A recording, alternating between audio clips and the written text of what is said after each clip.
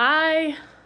I realized as I did on a previous live that I forgot my microphone, but you know what? We're gonna make it work without my microphone. Let me know how the sound quality is on this. I don't even know if the microphone makes it better or not.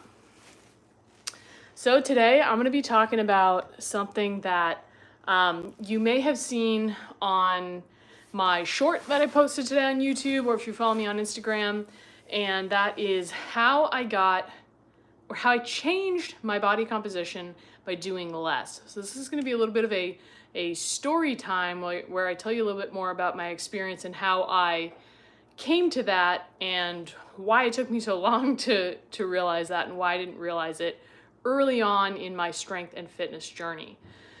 So the premise is I actually improved my body composition by working out less. Now let's rewind a little bit back to when I first started training, strength training, doing physical training.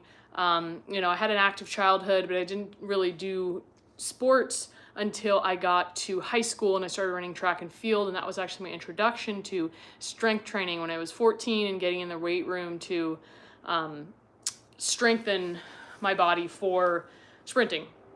So that was my first experience starting to get active, and I would say I was pretty regularly active for a high school athlete. And I started training like pretty hard towards the end of high school. I would say I perhaps was already overtraining towards the end of my high school experience leading into college. When I became a personal trainer at age 21, that's when I really started training all the time. So I really bought into this idea that the more I train, the better results I will get, the fitter I'll get, the stronger I'll get. I should try to do as much exercise as I possibly can. Now, that works for a while, and if you've ever tried it before, you'll notice that it may work for a while. You may be able to work out all the time for a while and see results and feel really good until suddenly something happens. You either hit a plateau, or you get injured, or you burn out, you just somehow find you can't sustain anymore. It's usually your body's mechanism of checking you. It would be really nice if we could just sustain a linear rate of progress throughout our whole life and just continue to get better and better and better every time that we exercise and with the more we do. I mean, it'd be nice and it would be exhausting. But it would be, kind of nice because we would know exactly what to do. We would just do more and more and more. Now, I started after a couple years after I became a personal trainer, or actually before I became a personal trainer officially, I started training with kettlebells and training for kettlebell sport. So I had been a track and field athlete in high school. I'd wanted to do in college. It didn't work out. I was looking for some kind of physical athletic endeavor that I could do, and so I got into kettlebell sport and I fell in love with it, and I started traveling to compete.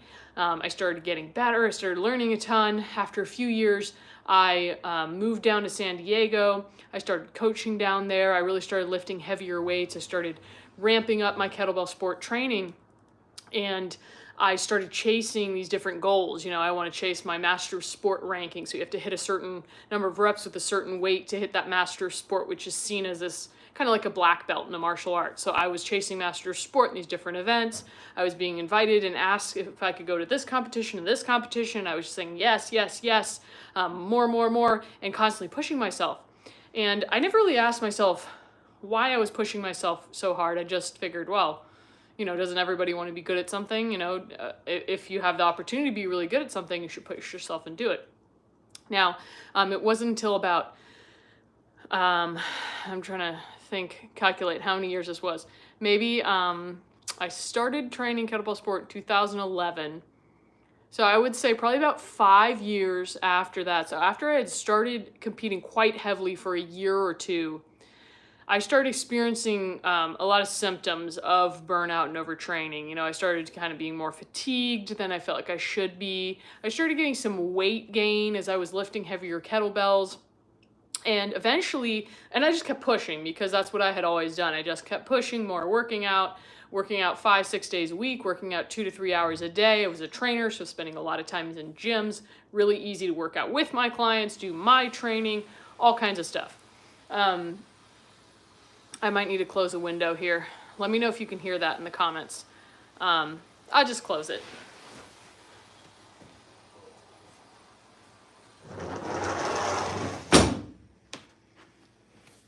Of course, you know, it's kind of a rule when you film a video, some outside noise starts happening to get in the way. So I started experiencing these different symptoms of burnout, you know, and I think at some level I knew I was pushing myself too hard, but at another level, exercise was really my coping mechanism. So it was something I used to deal with anxiety. It was something I used to fill up my free time. It was something I used to distract myself from, you know, struggling with other things in my life. So I think I didn't realize quite how much of a coping mechanism exercise had become, that it had just literally become my life. My life was about exercise as a trainer, but just like in my personal life, I was just always doing everything to be active and to get more steps in, to exercise more. When I hung out with people, we were exercising. Everything was about exercise. And if you look back at photos of me from that time, you know, I was working out 5-6 days a week for 2 to 3 hours a day. Most people would imagine if that's how much you work out, you would look like the fittest person ever, right? So you look at my photo and I look fit, I look strong, but you can also tell I look a little puffy. I look a little bit inflamed, which is what was happening. I was just excessively stressing my body, and for how much work I was putting in, you know, I didn't have super defined muscles. You know, I wasn't super lean, as you might expect for somebody who is a trainer working out all the time. So I think I noticed, but I just kind of, in my mind at that time, I just felt like, you know, the things that I had done earlier in my life, in my early 20s, to lose weight just weren't working anymore. So I felt like I was fighting against my body for some reason, while at the same time not wanting to slow down on exercise, not wanting to admit that that might be part of the problem. So it wasn't until 2020, pandemic. This has probably helped a lot of people face some of their inner demons during the pandemic. So for me, that really brought about looking more closely at, you know, why I was exercising as hard as I was, and just making a decision to slow down on my exercise and to be more kind and gentle to my body, and see what that did. Because clearly pushing and pushing, what that eventually led to is essentially like a breakdown. I got to a place after I had been, you know, kind of pushing through fatigue for probably a year or two, that I just was so fatigued I could barely function. So I had a hard time getting up to go to work. I would just come home from work and crash in the middle of the day and sleep for 2 hours because I was just so exhausted. I couldn't recover from anything. It was almost like I was sick or having an immune response. In addition to that, I actually was having certain immune response. I started getting hives from food I had never reacted to, like ginger or anything like hot or spicy.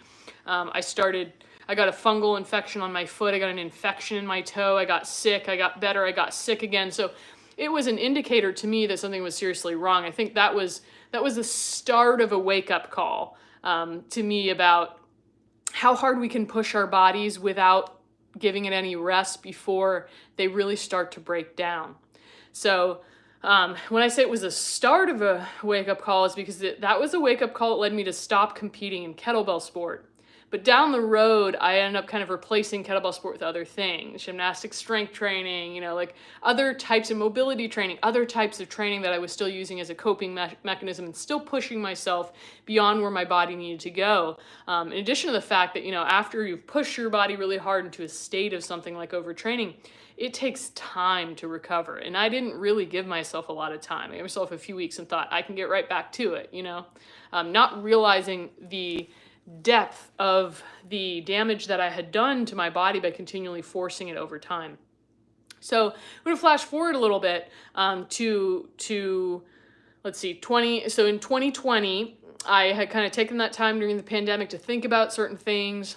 I had actually taken more time off of exercise. So I actually was like, okay, I really need to back off of exercise to get a better, clearer view of it. I'm clearly using this as a coping mechanism. I'm not using it in a healthy, balanced way. I think I need to step back. Essentially, like any addiction, when you need to take a step back, you need to abstain from it in order to be able to see things more clearly. So I took time off. I just listen to my body. My body's tired today. It's still tired the next day, still tired. Okay, I'm taking weeks off. I'm taking months off.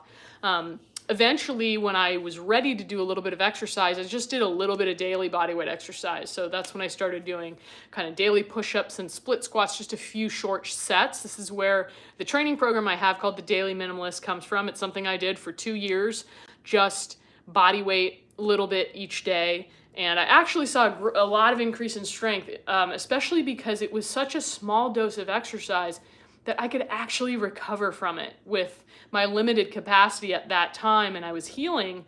That little bit of exercise was plenty. I didn't need any more than that, and it really opened my eyes to see how little exercise I needed to make progress and to get stronger, because I used to think, if I did 3 sets of 10 push-ups, oh, that's like barely a warm-up. I got to do way more than that. But here I was doing like 3 sets of 8 push-ups a day, which was easy peasy for me. And I was making progress in my strength. So it kind of like lit this light bulb of, oh my God, I've always thought that I needed to push myself so hard, suffer so hard to see progress. Maybe that's not true at all. Come to find for me that it's really not true. And for many of my students, it's not true. So I started doing the bodyweight stuff, and then eventually I got introduced to kettlebell solo. Now, I was a bit resistant to training with kettlebells again, because after training kettlebell sport for so many years, after using kettlebells to push myself really hard, I was skeptical of doing it because, first of all, my body was tired of the same old movements. So many swings, so many cleans, so many snatches. I just was burned out. I didn't want to do it anymore. And second of all, kettlebell solo, it is primarily done with a light kettlebell, like maybe a 10 to 20 pound kettlebell. And I thought, I can't possibly get any benefit from that. I'm used to lifting 2 53-pound kettlebells in competition. I'm not going to get a benefit from that. But lo and behold, I figured, you know what? I'm trying things a new way. I'm trying to approach my exercise differently. I should give this a try. So I did. I gave it a try. And like my mind was blown by how I actually had gaps in my foundation that I had never realized, because I had kind of skipped through building a really solid foundation because I was always pursuing lifting heavier, pushing harder, going faster, moving the dial to try to progress as quickly as I could instead of listening to my body and progressing at the pace that was right for it and giving myself just the minimum effective dose that I could easily recover from.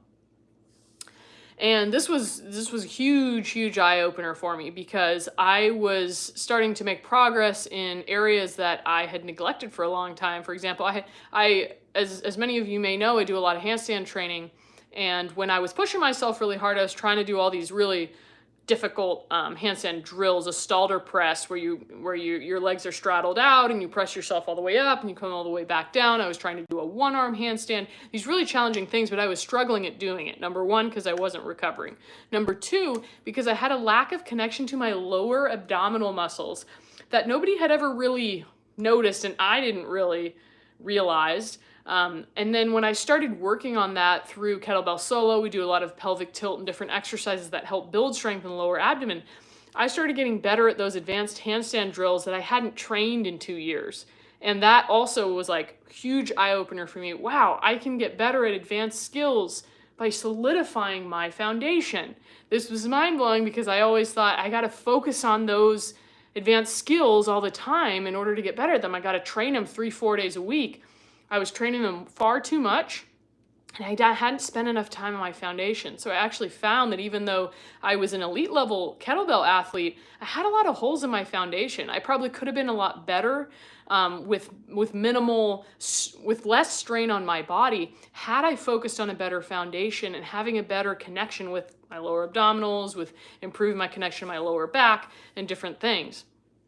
So, yeah, fast forward that a little bit through training with kettlebell solo for a couple of years.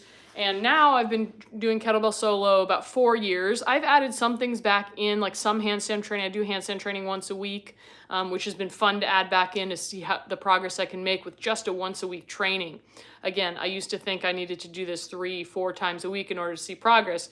To see better progress with once a week was, again, mind-blowing for me. And Another thing that happened along the way, so I used to do a lot of cardio. I used to do every kettlebell sport training session, I would run afterwards. So that was just part of my program. I would always run. So at least 3 times a week I was running like 20, 30 minutes. And I would do other cardio. I would do rowing. I would do lots of other stuff, including like walking and other things. When I stopped exercising for a while, the one form of exercise I would do is just walk, like go on walks or occasional bike ride, but easy, just walking, just enjoying the outdoors. So when I started exercising again, I was like, I'm just going to keep walking. Like that's all I'm going to do. So really, I was just strength training, doing the kettlebell solo 1 to 2 times a week and walking. And I got better results in my strength and my body composition than I got when I used to train 5 or 6 days a week for 2 to 3 hours a day. And again, my mind was blown by this because I was like, that goes against everything I used to believe. But I think the key in that was I was able to recover. I was actually able to recover from the exercise I was doing. So doing more exercise, you may be shooting yourself in the foot as far as your results. If you can't recover from that big amount of exercise you're doing, then you may not get really much result. You'll get some result for sure, but your results are going to be a lot less than if you actually just did a little bit. Like you did a little bit and you can recover from it, you're going to get a better result.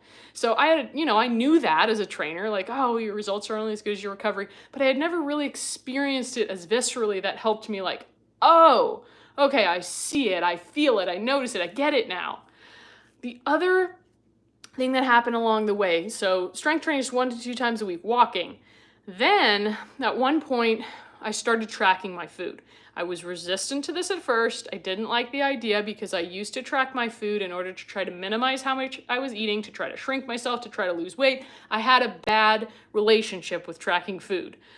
But I decided to approach it this time as a tool to look at how I was fueling my body and how I could make adjustments to fuel my body better moving forward. So I thought I can't just be afraid of tracking my food because I'm going to start, trying to cut calories out here and there. I can't just be afraid of it my whole life. That's not healing. Healing doesn't happen at the extreme end of either like, I'll never do that or I'm doing it all the time. The healthy balance is in the middle. Like I had to come to a healthy balance with exercise rather than being addicted to it, doing it all the time, or being like, I'm never doing it again. I had to find the healthy balance, to use exercise as it's intended in a balanced, healthy way so that I could train to live, not live to train. So same thing when it came to my approach with food. I think many women can relate to having used a food tracker to try to eat as little as possible.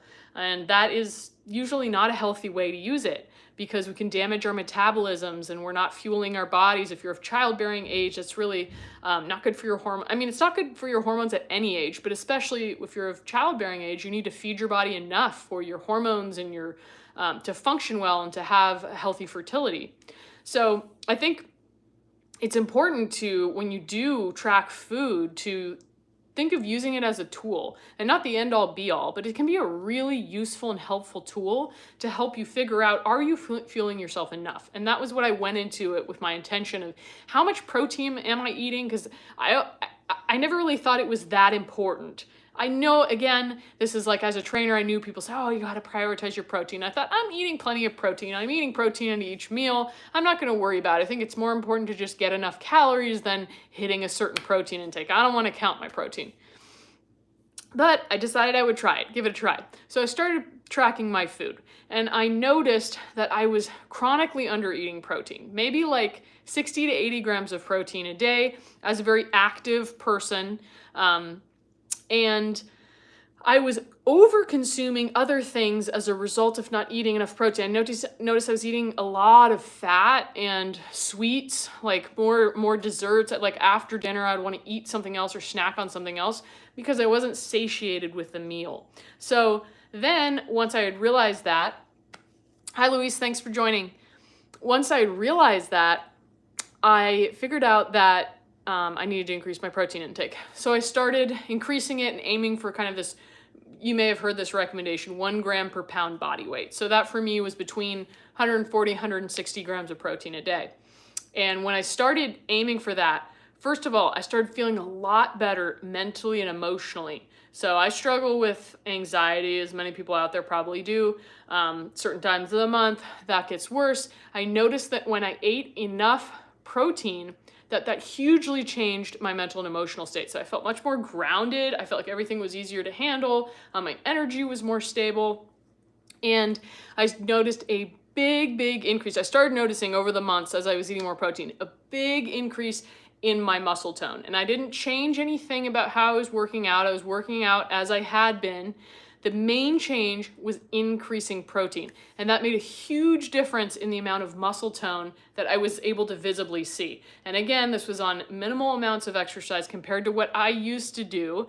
And it just made a huge difference. So you've heard that thing, eating enough protein is how you build muscle. It's true. It has a huge impact on how you build muscle and have muscle tone. So especially for the women, because a lot of women tend to chronically undereat protein, you really want to increase and up your protein intake, especially if you're strength training. Hi, Scott. Thanks for joining. Yeah, say hi if you guys are watching. If you have any questions about what I'm talking about, I'm discussing, if you just jumped on, I'm discussing my journey from training all the time, overtraining, and how my body composition changed by working out less. Hi, Caleb. Thanks for joining. So, and I'm wearing my kettle corn tank top. So my partner and I designed this. If you guys are interested in getting one, we sell them. So let me know. We also have black ones. We also have t-shirts for the guys. So we don't just have tank tops. We have tank tops and t-shirts for the ladies, t-shirts for the guys. So yeah, I'm going to recap a little bit. What I posted today in my short are some of the things I've covered that I reduced the amount of days I was strength training. So I went from probably 5 to 6 days a week, sometimes 7, which is crazy. Can't imagine doing that now, to 1 to 3 times a week of strength training. I walk almost every day, but sometimes I don't. And then I eat plenty of protein. And then prioritizing recovery. So there's times where I just take a lot of time off from exercising. And I think this is something that people skip. Again, there's this message of like, you need to work out more, you need to work out every day, you need to work out all the time. And I think it's better to listen to your body and make adjustments for you and according to your season of life. So there's times where I just start feeling exhausted because a lot of factors have added up. And I just go, okay, I'm not going to work out for a few days. And sometimes that turns into a week. Sometimes it turns into 2 weeks. Sometimes I don't walk at all. Sometimes I walk. Sometimes I just need that rest. And I love to exercise, so I'm always going to go back to it at some point. But sometimes I find that like it's okay to rest and just giving myself permission to rest. We live in a stressful world, a fast-paced world that like really pushes you to go all the time. And I find that people often feel they need permission to rest. Otherwise, other people will go, you're lazy, why aren't you working out, But rest is really important. Rest helps us recharge, reset, so we can be creative, so we can care for the people we love, so we can put our full energy into our workouts and things that we want to do in life when we, feel restored and fulfilled. And those things are going to come out a lot. Those things are going to give us better results in all facets, whether it's creativity, whether it's work, whether it's working out, whether it's your relationship with others. Those are going to be better when you're well resourced. And if you're exhausted, that's not going to help. Caleb asked, what made you want to work out and find the motivation? After a long day of work, I have a hard time finding motivation. That's definitely a tough one. And obviously, for me, I've had a huge advantage for my working adult life. I've worked in gyms, or now I work from home. So it's pretty easy for me. Like when I was at a gym, I finished with a client. Okay, I can get a quick workout in. So that obviously put me at an advantage there, that my life circumstances. I do think it's tough after you get home from work. I think either you could try, if you are a morning person, you could try getting up and doing it before work, so you at least got your movement in, doing something on your lunch break, even if it's as simple as a walk. Or something I really recommend, if the only time you have or want to work out is after work, setting a timer for like 5 or 10 minutes to do something easy. And then maybe that's all you do, and that makes a difference. Or it just jumpstarts your momentum to keep going. So that's, for example, the reason that we we created kettlebell quickie classes. So these are on the Kettlebell Solo YouTube channel or inside our Kettlebell Solo membership. We created these quickie classes so that they're 5 to 10 minutes long, and most of them are fairly easy and basic. So it's literally, if you just have 5 to 10 minutes and that's all you got, you can just, hit play, follow along with that video, and you got your workout done. And often we found students saying that gave them the momentum to go on and do a few more. So in the end, they ended up doing 20, maybe 30 minutes of different quickie workouts that got them going. So sometimes it's just about starting and remembering that everything adds up. If you do 2 minutes of stretching or exercising, it still counts. I think some people have this all or nothing mindset. If I don't get 60 minutes in, then it's no point doing it. Not true. Your body sees the benefits of exercise, even if it's just a minute, even if it's something small. It all adds up, and it's important to exercise in a way that you can be consistent with. So if all you can be consistent with is 5 minutes a day, but you do that, 4-5 days a week consistently, you're going to see improvements over time.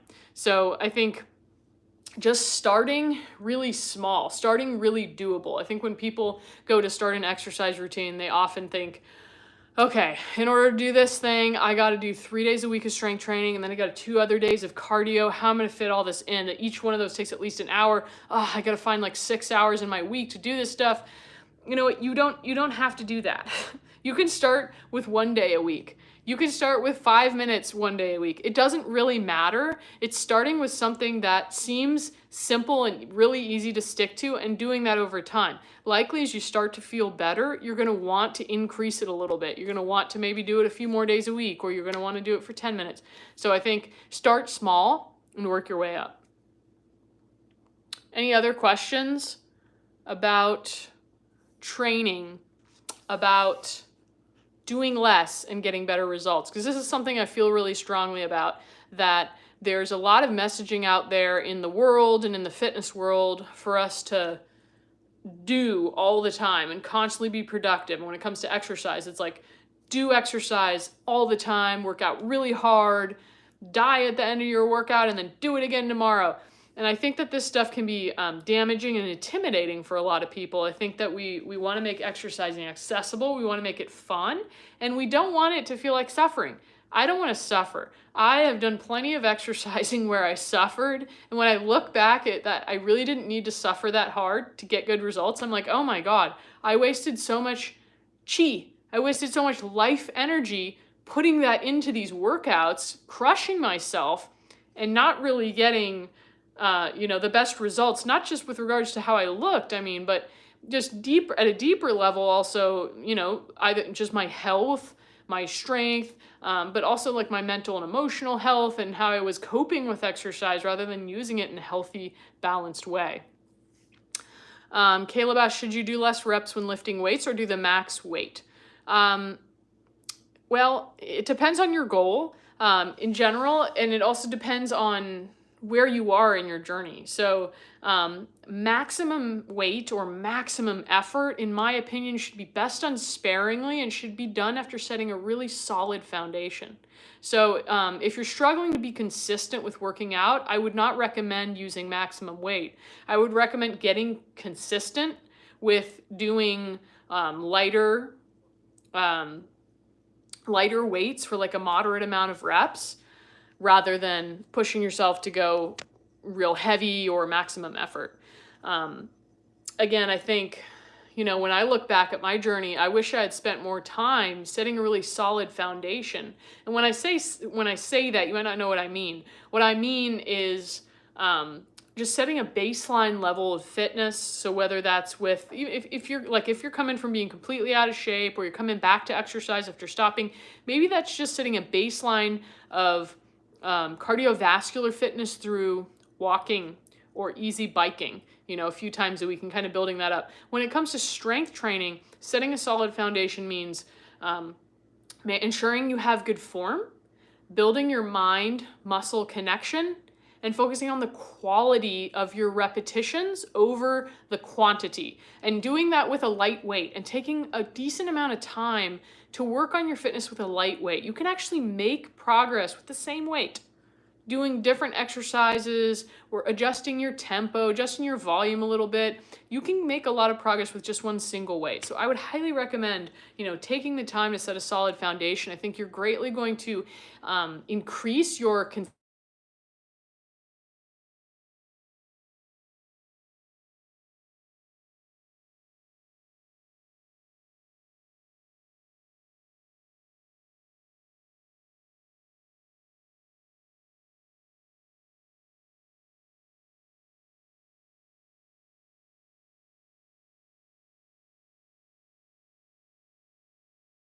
maybe be cautious with taking it. And hold on, I think I might have frozen here.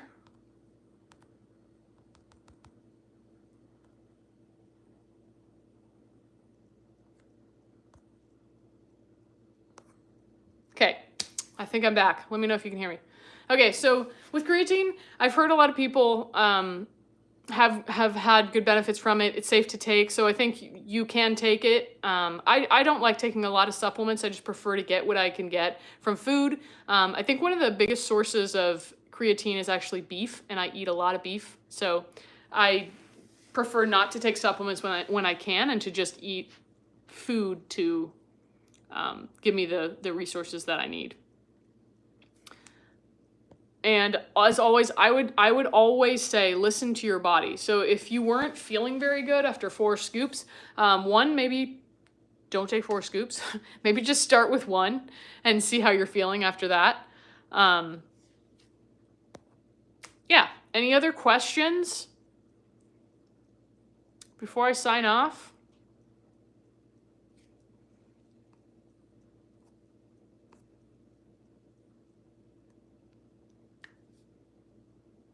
Okay, doesn't look like, oh, you hate doing squats. Okay, well, that's not a question. You don't have to do squats. I recommend not doing any exercises that you don't like. I think that's another key point. The best type of exercise to do is a type of exercise that you'll enjoy. If you don't enjoy it, you're highly unlikely to be consistent with it over time. So I think finding something that you really enjoy doing, you don't need to do specific things other people recommend. You can just find a type of exercise that feels good to you and that you can do consistently over time. I do online training. You can check out my website, kbfitbritt.com. What I mainly would recommend is checking out the Kettlebell Solo YouTube channel and the Kettlebell Solo membership, as that's how I coach most of my students, is through the membership. There's tons of resources in there, follow along classes, programs, etc. As far as the rates, you can see those on my website in the shop, or you can check out kettlebellsolo.com and you can see the pricing on there. Okay, I've got to sign off here, guys. I had a little bit of a short live today, but thank you for tuning in and joining me. If you have any other questions, drop them in the comments and I will get back to you later. Have a wonderful weekend.